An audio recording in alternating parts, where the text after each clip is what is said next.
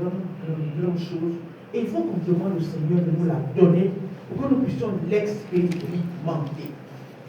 Parce que il y a des communautés ou des groupes qui ont été vraiment pu passer des situations difficiles parce que le Seigneur leur envoyait par des personnes la parole de sagesse.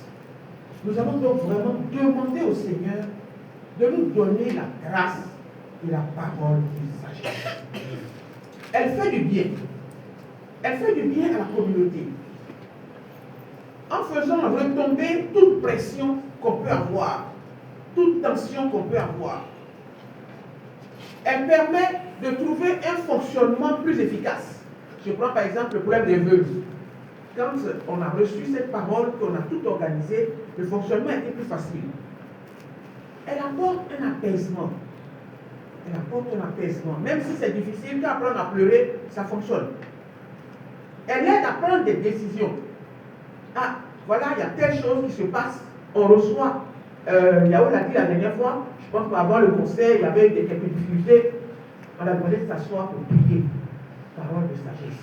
Quand on a prié, le Seigneur a fait son œuvre. La parole de sagesse, avec elle, c'est les résultats garantis.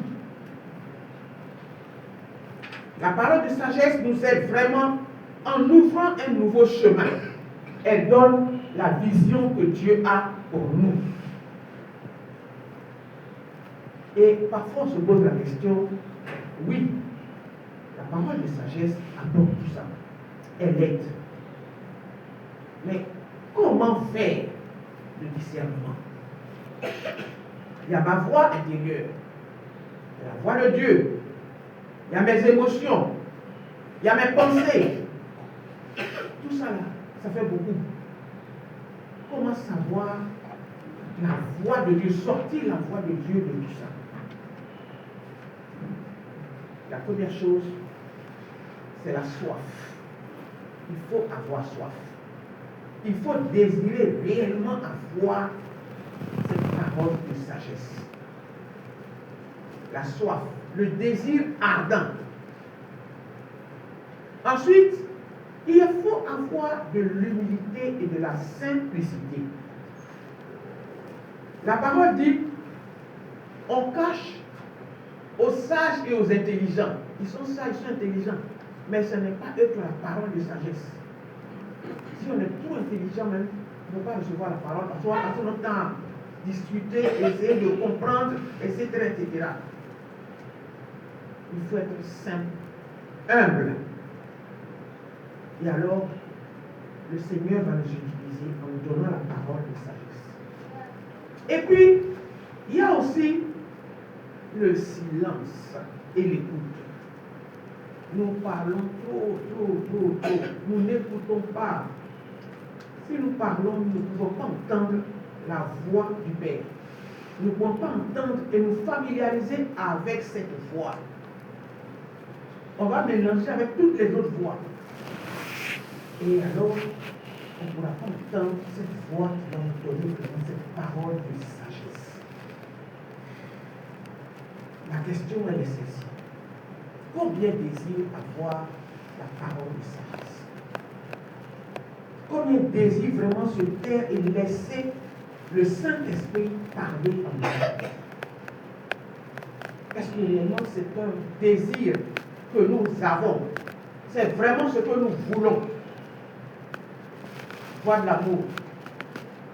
Depuis quelque temps, nous sommes dans une situation qui est assez particulière. Nous avons besoin de cette parole de sagesse. Qui veut que le Seigneur utilise pour apporter la parole de sagesse ou les paroles de sagesse qui vont nous faire entrer dans notre nouvelle dimension pleinement? Qui se propose de s'abandonner au Saint-Esprit pour ça? Nous sommes dans la bonne théologie. Le Saint-Esprit est là. Il est là. Seigneur, nous prions vers toi. Nous avons besoin de toi. Nous avons besoin de cette parole qui va nous faire avancer.